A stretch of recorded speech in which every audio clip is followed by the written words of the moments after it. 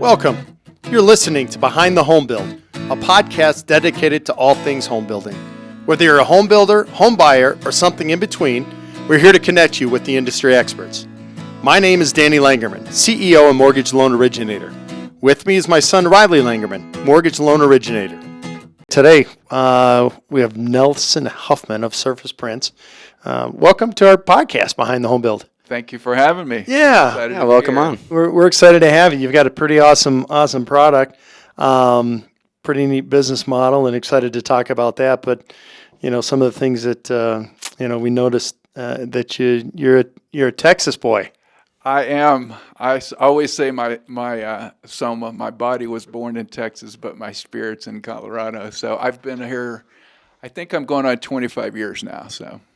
So you've been okay. Oh yeah. So you've been here a long time then, and back there. So you grew up. It sounded like you're on a ranch, and you would do a bunch of hay baling and hunting and fishing, just like the country songs. Small town Texas, and yes, I had a chance to go listen to Willie quite often growing up. Wow. But I actually grew up in an education family, but being in small towns and having 4 siblings, 3 which were boys, we were often what were called the goat herders and the calf scramblers. So if there was a small farmer or rancher that didn't have what's called a squeeze chute, if you are familiar with that, then we'd get as many of the calves in the arena, and we'd just tackle them. So.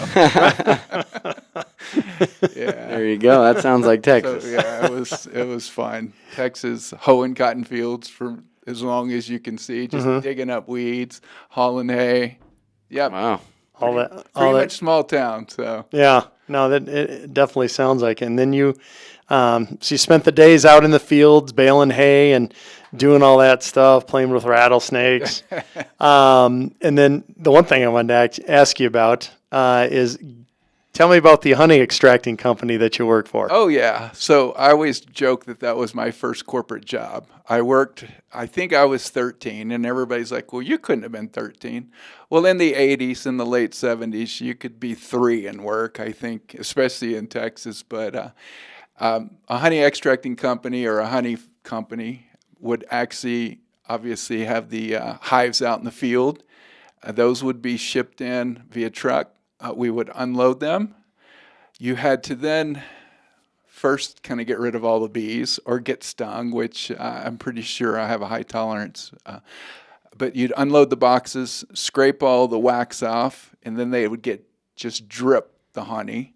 So you'd drip it in a vat, and then you'd put it in a big centrifuge machine, which would spin out any excess honey.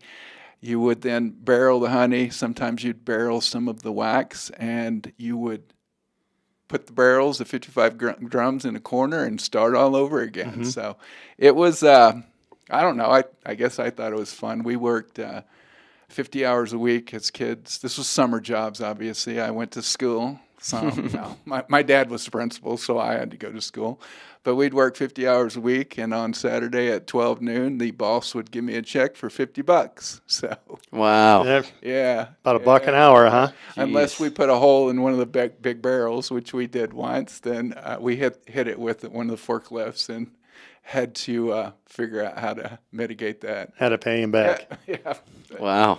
Yeah, so fun, things like that. I mean, that was my first corporate job, and I had a really good boss, and I got to work with my brother. So that's pretty neat. I've always wanted, one of the things that I keep teasing Riley's mom about too is I'd love to start up a bee a beehive, if you will, and they just fascinate me and stuff. So they live 28 days, they drink a ton of water. Yeah.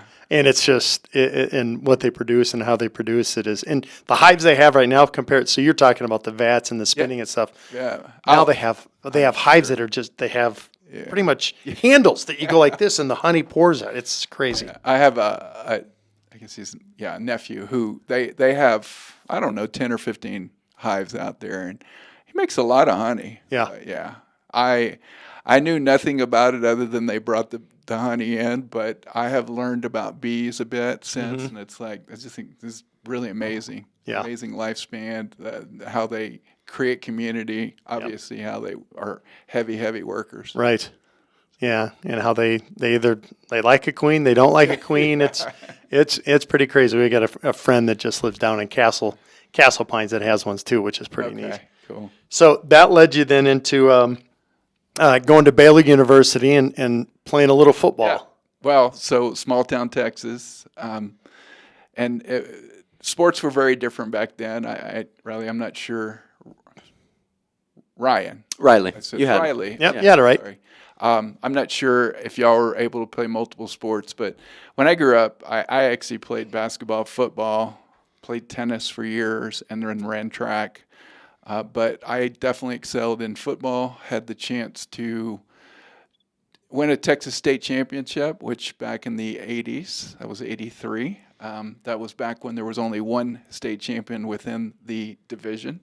And but from there, I had a chance to get a full scholarship to Baylor University, where I was a student athlete, and oftentimes I was a patient because I kept tearing up my knees and spent a bit of my career in knee cast, and actually had to shorten my career. My fourth year, it was just too much. They told me I needed to quit playing, but I did finish my scholarship, working for the program, and finish my degree out. Yeah, that's pretty awesome. I mean, we've been down to the Baylor campus. Okay. Riley had he played against Baylor for a series in a weekend, so we spent the whole weekend down there. So and that's the new campus. Mm-hmm. We joke. I think Floyd Casey, that was the name of it. It was probably about 2.5 miles away from campus back then. So it was more towards Valley Mills, if y'all remember the city at all. Mm-mm. So I would walk or run to practice quite often because I did not have a car in college. They didn't give us cars, or at least they didn't give me a car back then. But yeah, now it's crazy. I think the baseball's probably still in the same area, but definitely the football stadium and the basketball stadiums and the campus as a whole. I think I was asked this question recently. I think there's 22,000 total students on campus. I think back when I was there, it was roughly 9,000, including the law school and the graduate school. So oh, wow. Pretty small. Yeah. Of course, it was, 40 years ago? Yeah, beautiful campus, though. I mean, it's gorgeous. Actually, I always say Waco's a great city. It's not in the middle of the Dallas, it's not in the middle of Houston, but it's real close. You can get to Austin, to Dallas, to Houston pretty quickly from Waco, Texas. Mm-hmm. Yep. Then you moved to Colorado, and then how did you? So you obviously, with what you do right now, you had to get into technology, and you had to.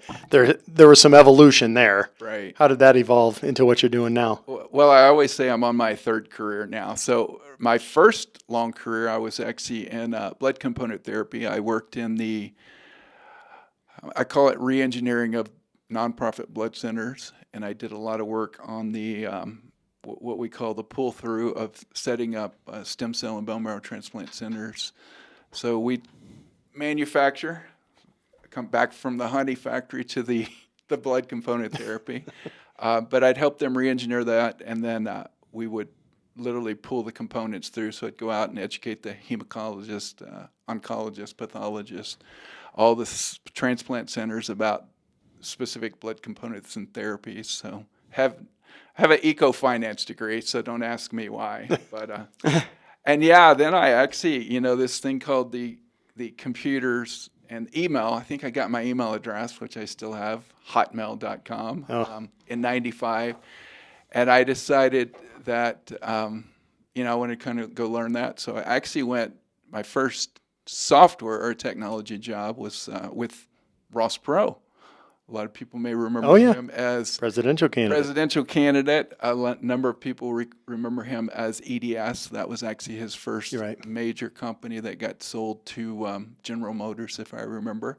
And then he started Perot Systems. So I worked for Ross in Dallas and DC, and actually spent some time over in Luxembourg working on actually a Euro exchange project, which they were doing back around 00. So kind of interesting Yeah. technology. Oh, I think it's great. I since then I've just evolved into different roles in what's called the ITIL world, which is just big ticketing systems, and then most recently I've worked on what's called the Salesforce platform, primarily known for CRM, but a lot of my focus has been in what's called field service, really deploying assets out in the field, tracking them, tracking data, sending technicians out, monitoring the assets. So all fun stuff on most recently on a real big oil refinery project. So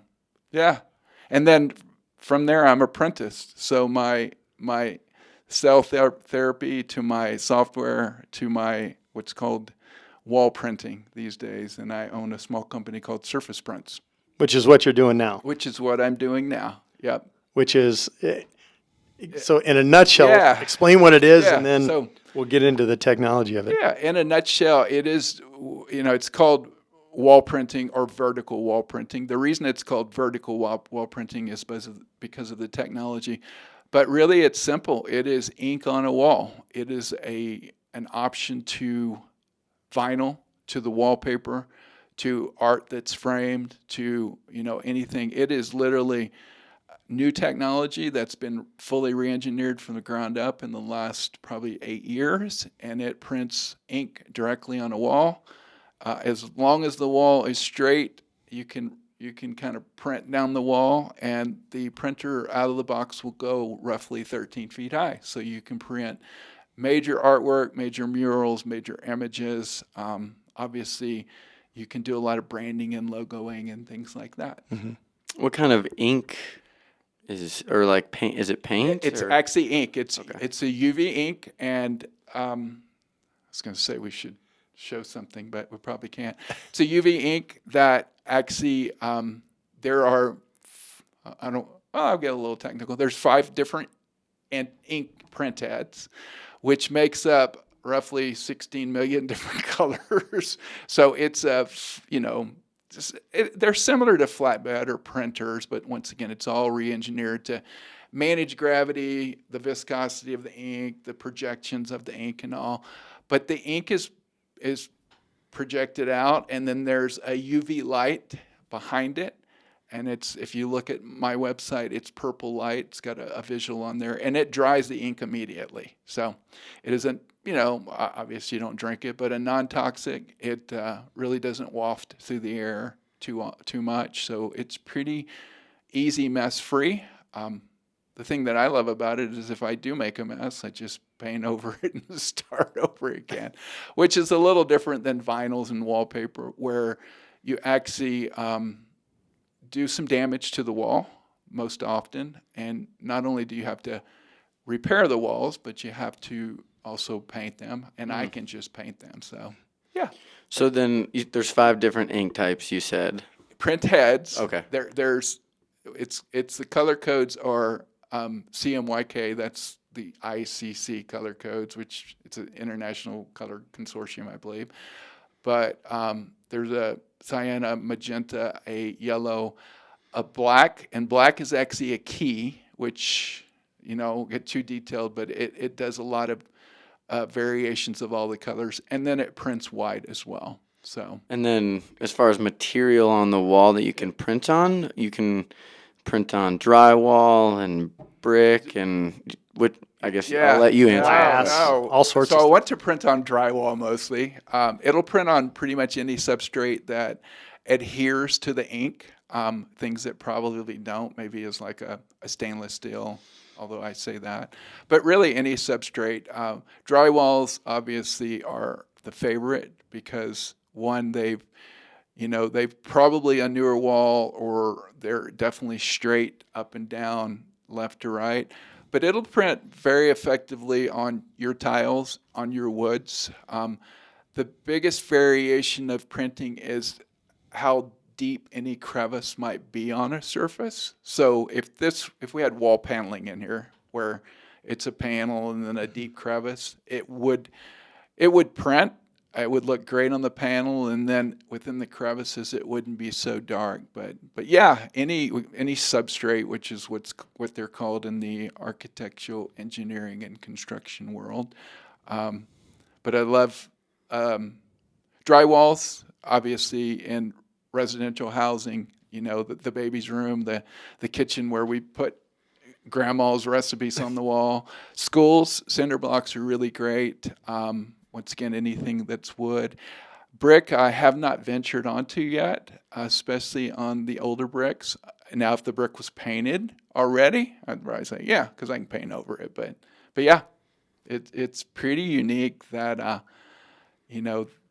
once again, the technology has been re-engineered to support it. And then you can invest in your image, your mural, your branding, and then when you're ready to change it, you can simply paint over it, as opposed to, buying art, which I think is a great way to go. But art, you buy it and you think, well, I'm going to have this for 40 years to make it appreciate, and it's like, well, you could have done 8 murals over the last 40 years to get a different environment. But, yep.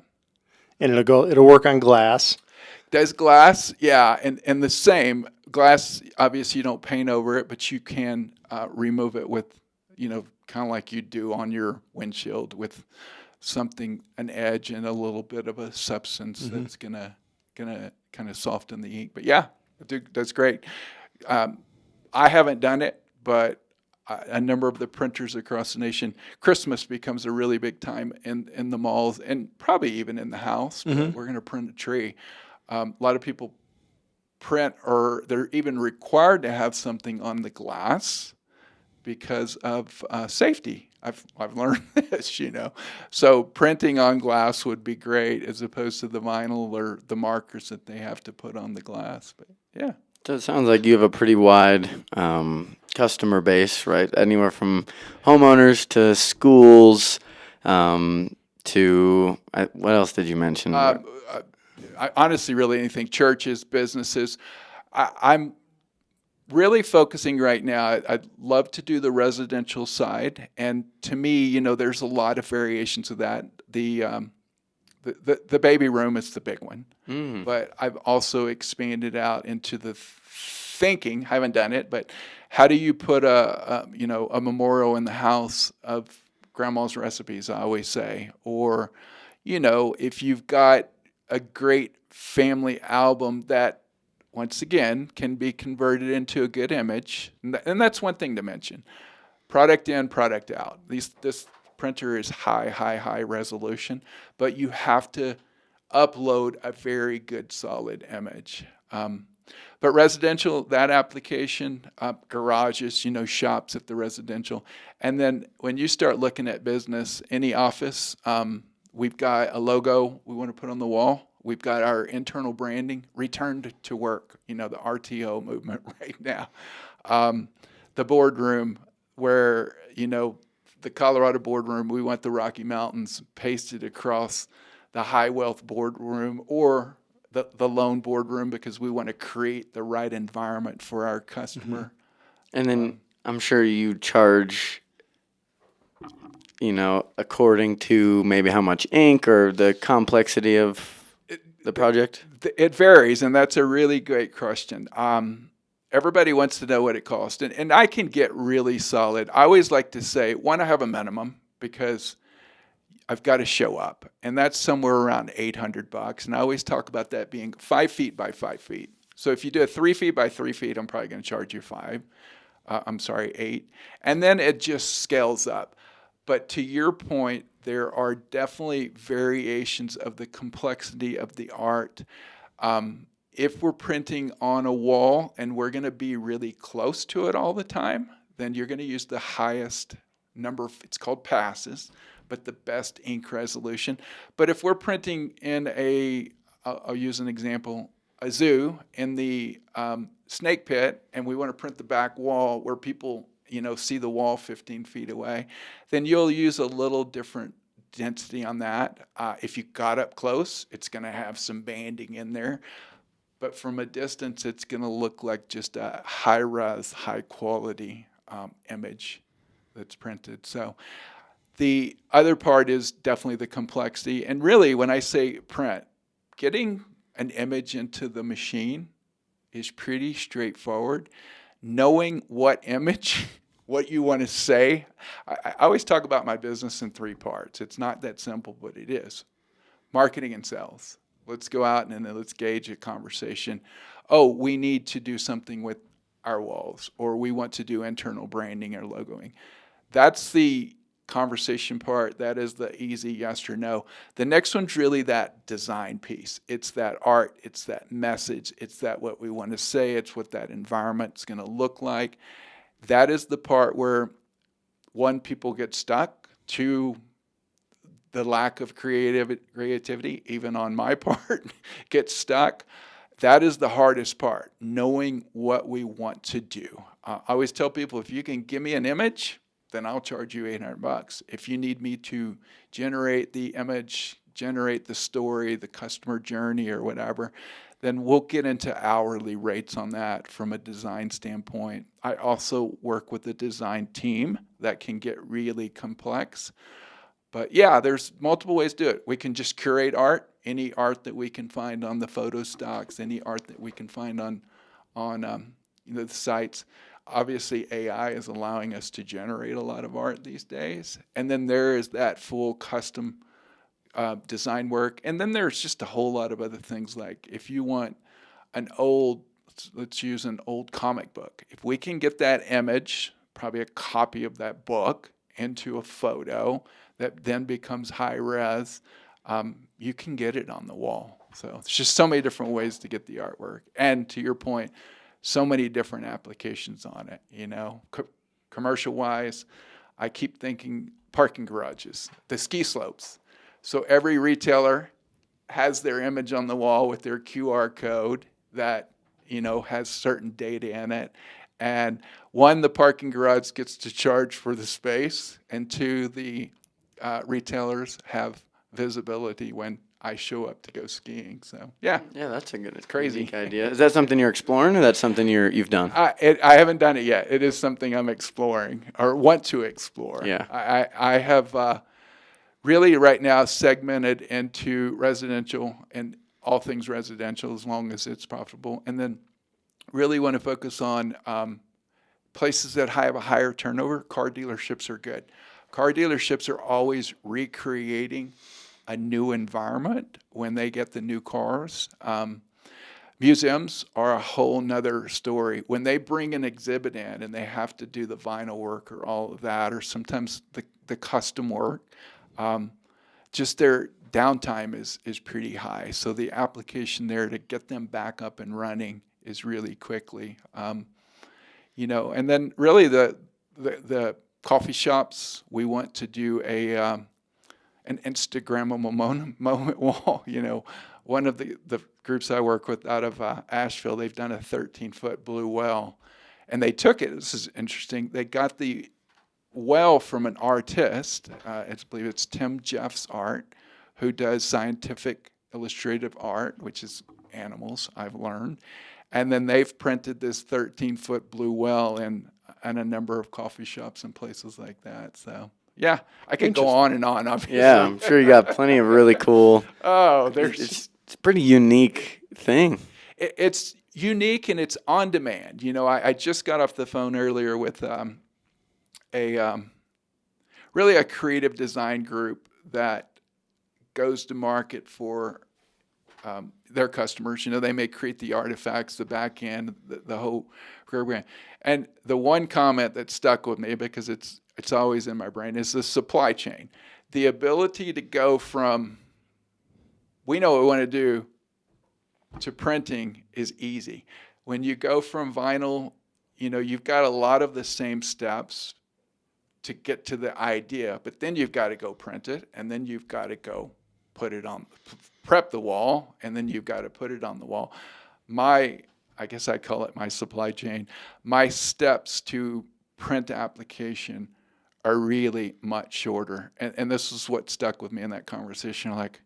And I know it's not my area of expertise, but I know what it's like because I've worked on massive software projects with all the different people involved. that final product gets pretty diluted. So, but yeah, there's so many applications, and not just what it can do, the quality of what it can do too. I mean, these images are amazing. So if I come to you and I'm a homeowner and let's say I want to put a mural on my wall, how long does that process take from kind of planning that and talking, and then it sounds like, maybe you print it in one day. It doesn't sound like it takes very long. So how about the whole process as far as planning, designing, getting it done? I would say, once again, if they know what they want to do, I mean, and to maintain quality and do all of my inspections, because I'm anal, I could do that in a week, just to get everything in gear. What might be in the middle? A decision, obviously. Here's what we want. An inspection. If the walls are old, one thing we do, or I do right now, is I'll repaint. That's a charge, but I will paint. And then the actual print on that 5x5 that I sang at a high res, or what we call an 8-pass, I can probably do that in 2.5 hours. Okay, wow. 2.5 hours of printing.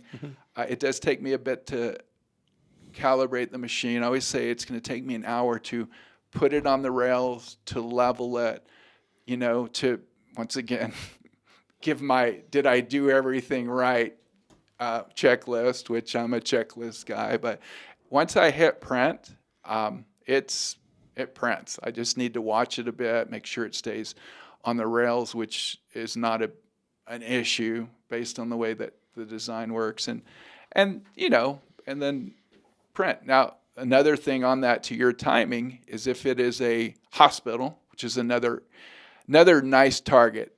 There's no edges on these prints, unlike vinyl or pictures. What edges create in those environments are potential growth areas for microbes and bad things. There's none of that in the ink. But so I've worked with one of the guys over in Salt Lake on a project where it takes 10 hours to print that, but this is a huge wall. Nice thing is we can put the print on pawls. We can surround it with our cones, which is always there, and we always leave some with the printer. But people can take a break. They can go get food and things like that. So. Yeah, interesting. Yeah. So it's from what I was reading too, your ink is eco-friendly. It is. Wait, the answer is yes. Eco-friendly in today's world is. I always question everyone, but yes. I've had a conversation with the water board in reference to comparison of vinyls and some of the other things. And in that instance, definitely. One, you don't have to use water to remove this stuff.